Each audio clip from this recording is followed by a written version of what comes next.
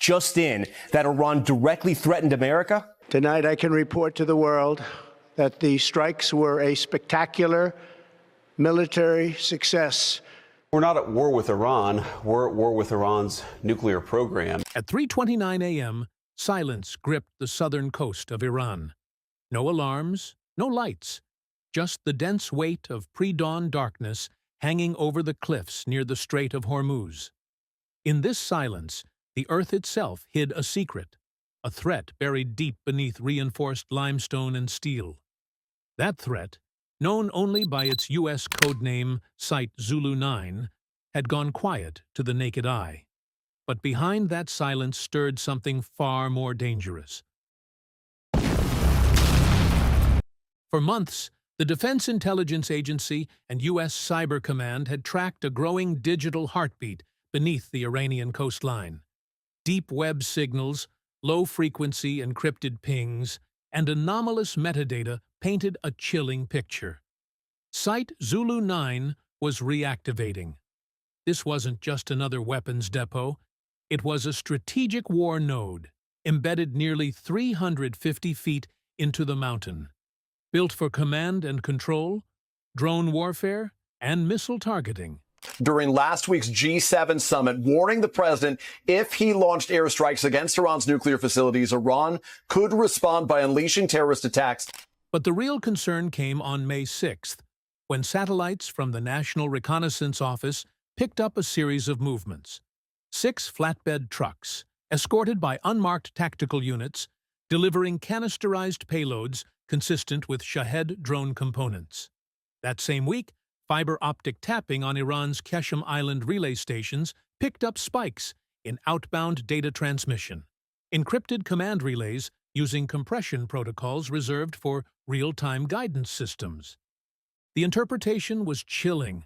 Zulu-9 was being prepped to launch a wave of swarming drone attacks, possibly targeting U.S. carrier groups in the Arabian Sea or international oil tankers transiting the strait. The clock had started. At an undisclosed U.S. installation along the Indian Ocean, far from prying eyes, the order came down from CENTCOM. 1 aircraft, 1 weapon, no American boots, no trail. The aircraft was a B-2 Spirit, stealth incarnate. Tonight, the new video, B-2 bombers returning to their Missouri base after those secretive strikes. And now our first look at the targets they hit inside Iran. These before and after images show the massive impact of the U.S. attack on Isfahan. Its call sign, Shadow 1. Under red lighting in a climate-controlled hangar, the B-2's technicians ran final diagnostics. Hydraulic pressure, stabilized. Fuel, full. Weapons system, green. Inside its bay, nestled within carbon lattice reinforcements, was a single GBU-72C, nicknamed Hell Latch by the engineers who built it. Unlike traditional bunker busters, this weapon didn't just smash into targets.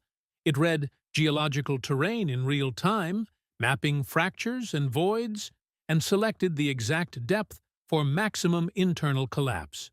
At 3:44 a.m., the B-2 began its silent taxi toward the runway. There were no escorts, no AWACS.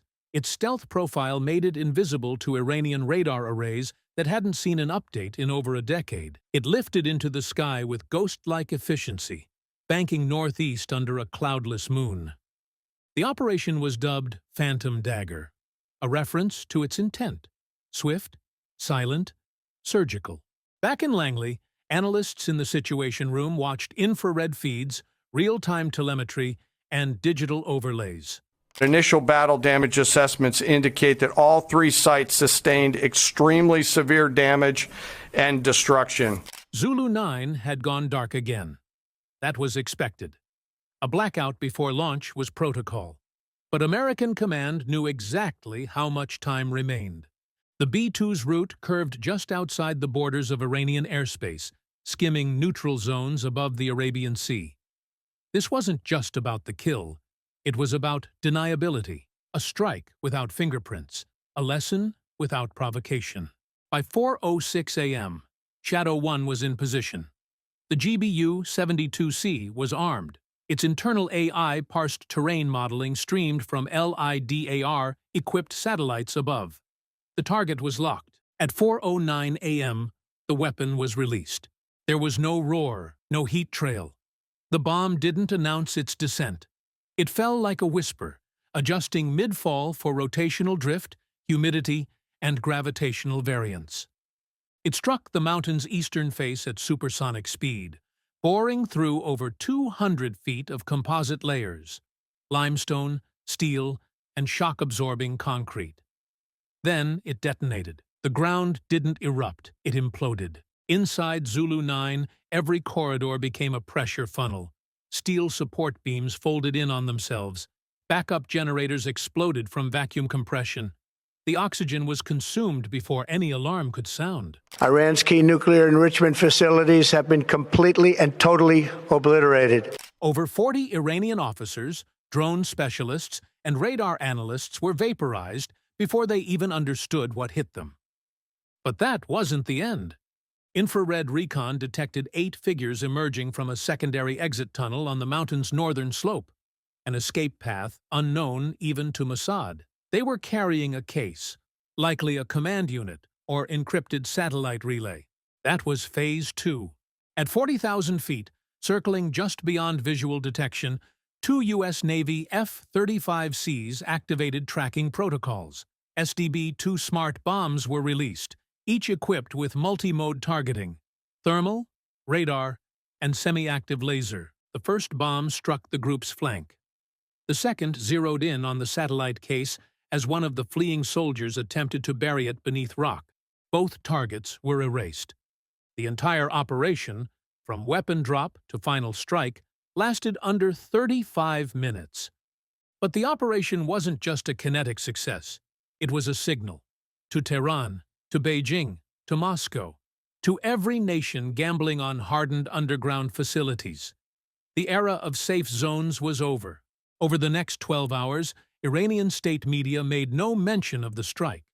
Instead, seismic readings from the region were described as minor tectonic tremors, a half-hearted cover story. But analysts at CENTCOM knew better. Satellite thermal returns showed the installation was permanently inoperable.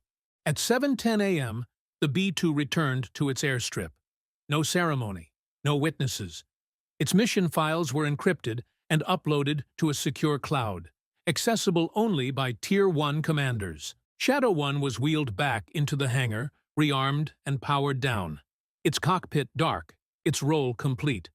Ready for the next time silence needed to become the loudest warning. In the hours after the strike on Site Zulu-9, Iran's early warning systems scanned the skies in confusion. There had been no radar pings, no sonic booms, nothing to suggest a traditional aerial incursion. And yet, a mountain near the Strait of Hormuz had collapsed inward. Dozens of operators were dead, communications were cut, and the core of a drone warfare campaign had been annihilated without a trace.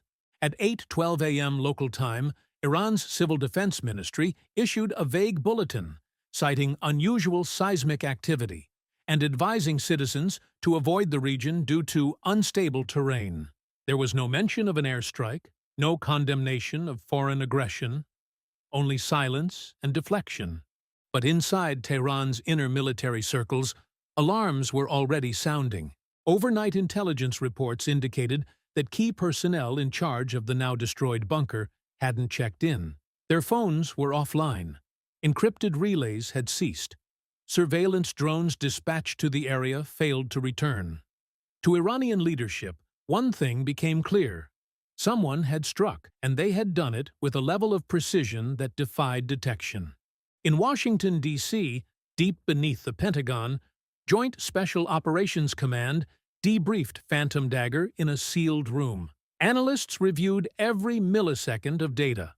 The bomb's penetration path, the pressure wave collapse pattern, and even the biometric signature of the fleeing operatives eliminated by the F-35C support craft. They dropped 30,000-pound bombs on a target the size of a washing machine. A redacted transcript of the B-2 pilot's log read only 2 lines. GBU dropped. Silence confirmed. But silence doesn't stay silent for long.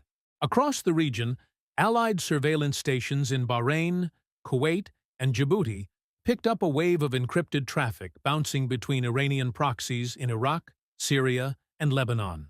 The messages were short but clear. Primary node destroyed. Command offline. Await next relay. U.S. cyber units immediately moved to intercept these new chains, attempting to map out Iran's backup communication lattice. Every drone site, every hardened relay point, every tunnel entrance was now under scrutiny. But while intelligence operatives worked the digital battlefield, military planners were already reviewing the broader implications. Why was Zulu-9 even operational? According to satellite recon, the site had been dormant for nearly 5 years. Previously constructed with North Korean engineers and partially funded through shadow accounts tied to energy contracts, it had been mothballed after a failed test involving a rogue UAV swarm in 2020. Its sudden reactivation raised deeper concerns. Someone in Iran, likely within the Revolutionary Guard's elite cyber division, had revived the program with new funding, new drones, and, most dangerously, a new doctrine: autonomous swarm control. The theory was terrifying. Hundreds of micro-drones deployed in coordinated waves, each capable of acting independently if command was lost. And Zulu-9 was designed to oversee it. The United States hadn't just struck a bunker. It had cut the head off a program that, if left unchecked, could have rewritten modern naval warfare. Meanwhile, in Tel Aviv, Mossad leadership convened in a classified briefing with U.S. liaisons. Though Israel had not participated in Phantom Dagger directly, it had fed vital intelligence during the planning phase. The concern on both sides now was retaliation. Iran wouldn't admit it publicly, but history showed that when Tehran is humiliated, it prefers to respond indirectly: cyber attacks, maritime harassment, proxy raids. Already, signals showed heightened traffic near known Hezbollah installations in southern Lebanon. American bases in Iraq quietly raised alert levels. The USS Lincoln, patrolling near the Gulf of Oman, altered its patrol pattern and initiated active jamming protocols. But, beyond military preparations, the psychological impact of Phantom Dagger was spreading like wildfire. From Russia to China, defense analysts pored over satellite images and seismic graphs. The nature of the strike, undetectable, untraceable, and impossibly precise, challenged long-standing assumptions about hardened infrastructure. Bunkers once believed to be impenetrable were now vulnerable. Military planners in Beijing reportedly ordered a full review of their underground command structures in Tibet. Because if the U.S. could do this in Iran, what was to stop them from doing it anywhere? By day 2, global defense media began circulating speculative reports. Anonymous officials hinted that an unexplained structural collapse in Iran might be linked to a U.S. strategic deterrence operation. No one claimed responsibility. No one confirmed the details. But the implications were undeniable. In a closed-door Senate Armed Services Committee meeting, a Pentagon official reportedly summarized the operation in one sentence: "We didn't drop a bomb, we dropped a doctrine." And that doctrine was as simple as it was chilling: precision over presence, stealth over scale. For years, global powers invested in massive armies, massive fleets, massive spending. But Phantom Dagger showcased something new: the idea that one plane, one weapon, and one decision could equal the destructive power of an entire campaign.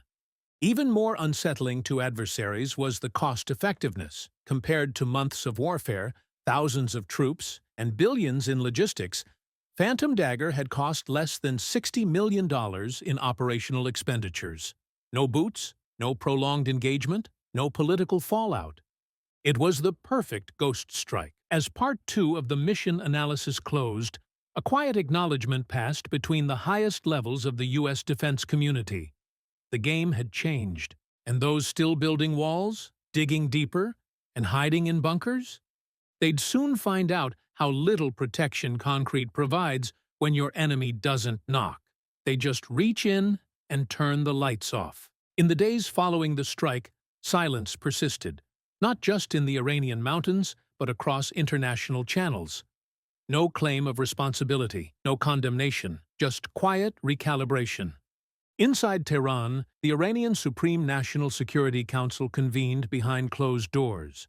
The official statement, an internal seismic event, but satellite photos showed scorched terrain, collapsed ridgelines, and infrared scans that no earthquake could explain. Despite the denial, the regime knew what had happened. They just didn't know how. The real blow wasn't just to infrastructure, it was to pride. Zulu-9 was designed as an untouchable safe haven, a nerve center beneath the skin of the earth. And yet, in a single moment, it had been erased. Inside U.S. Cyber Command, operators continued analyzing intercepted fragments from Iranian networks. Most chatter was chaotic, code words for loss, reset, and restructure.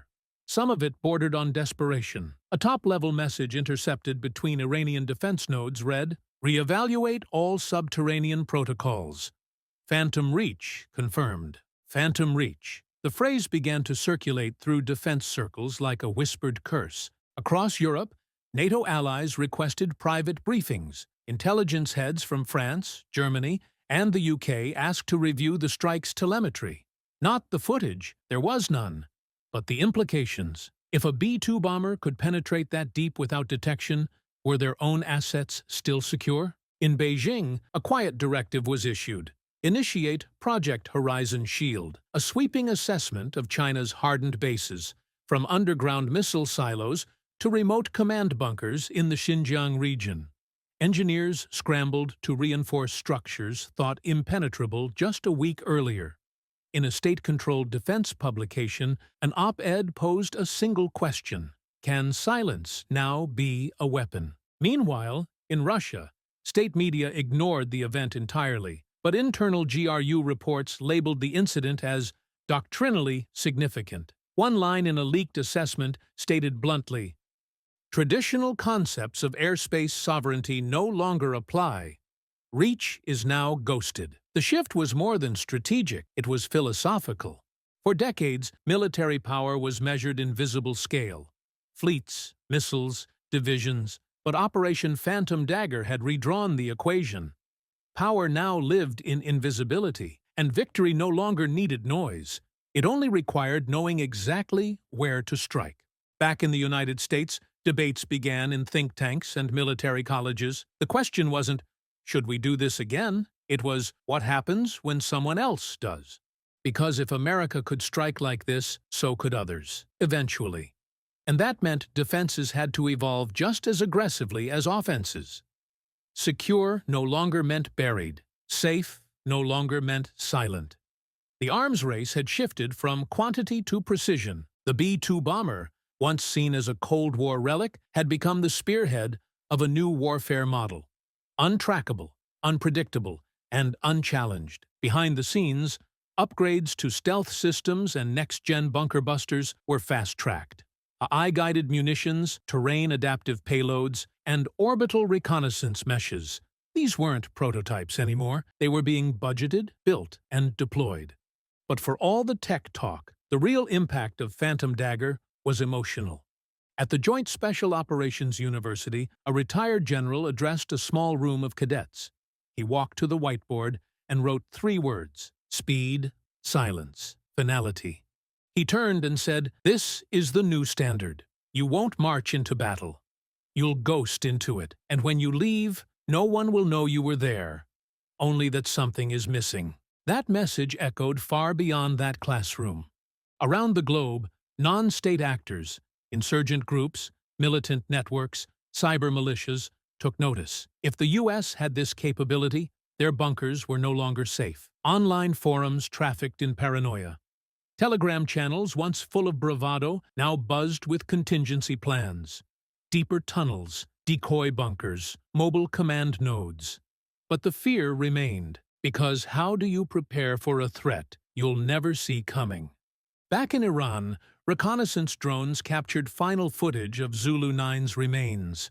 What had once been a solid mountain now looked like a sinkhole of shattered rock and scorched earth. Rescue crews found nothing, not a body, not a device. Just fragments of steel buried under collapsed layers of concrete. The message was clear. You can run. You can hide. You can dig as deep as you want. We will still reach you. The B-2 pilot who flew Phantom Dagger returned to base 11 hours after the mission. He logged a final debrief. His only comment, target ceased to exist. The bomb bay had been emptied, the payload delivered. But the real weapon had been an idea. The idea that in the 21st century, you don't need to conquer territory. You only need to eliminate the nerve center. And that's exactly what happened. The operation was never acknowledged publicly. No medal ceremony, no press leak, no front-page news. Just one more entry in a sealed file folder, stamped with a red label. Operation Phantom Dagger, executed. And that's how modern war works. No warning, no boots, no trace. Just one bomber, one weapon, one mission, and the quiet collapse of an entire doctrine. If you made it this far, ask yourself, what does war look like when silence is the deadliest sound? And are we prepared for a world where destruction no longer knocks? It whispers?